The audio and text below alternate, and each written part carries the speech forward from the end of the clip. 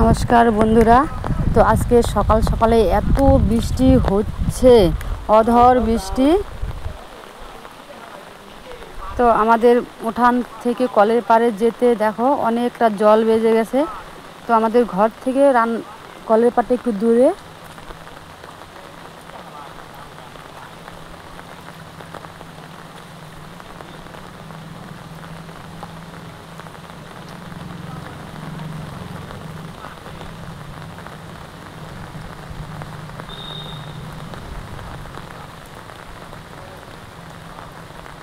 বর্ষার দিনে আমাদের কলের পাড়ে যেতে খুবই অসুবিধা হয়, কারণ বৃষ্টি হলে ওদিকে জল বেজে থাকে।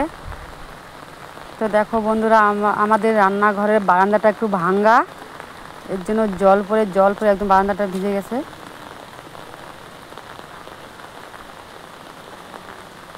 শুধু গাবলা দিলেও হবে না, বালতিও দিতে হবে, কারণ 3-4 জায়গায় ভাঙ্গা।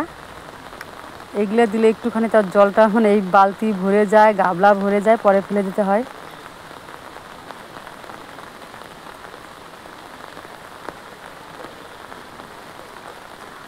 আমার ছোট ছেলে দেখো উঠানে নামার জন্য একদম কান্না করছে। তো এদিকে আমার জায়ের রান্না হয়ে গেছে, আমার রান্না এখনো হয়নি, রান্না চাপিয়ে দিয়েছি।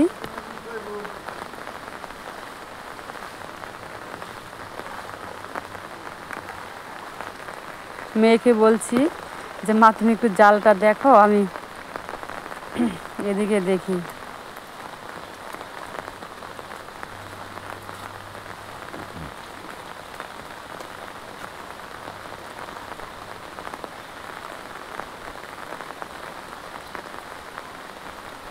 দুই জায়গায় গাবলা বালতি দিয়েছে, তবু আরও 2 জায়গায় জল পড়ছে। ও মেয়ে বলছে মা আমি রান্নাঘরে আর থাকবো না, তুমি রান্নাঘর দেখো, আমি চলে আসি। ও বলে ভাইয়ের সঙ্গে খেলবে।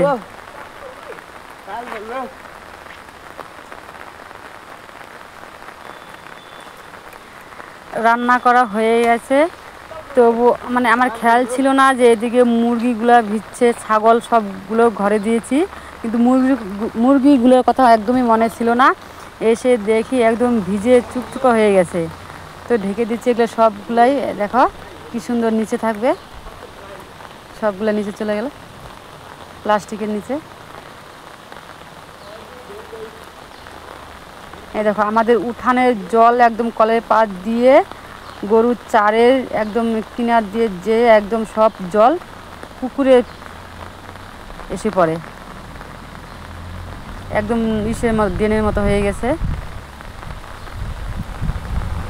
আর বাছুরটা দেখো ছাপড়ার নিচে কিন্তু রেখেছি, তবু এত বৃষ্টি হয়েছে, ঝড় বৃষ্টির মতো হয়েছে, তো বাছুরটা প্রায় ভিজে গেছে। আর এদিকে যে ছাপড়া ভেঙে জল পড়ে, তো এর জন্য যে কালো তিরপাল দিয়ে ঢেকে দিয়েছি, কারণ অনেক কটা গরু খ্যার কমে গেছে।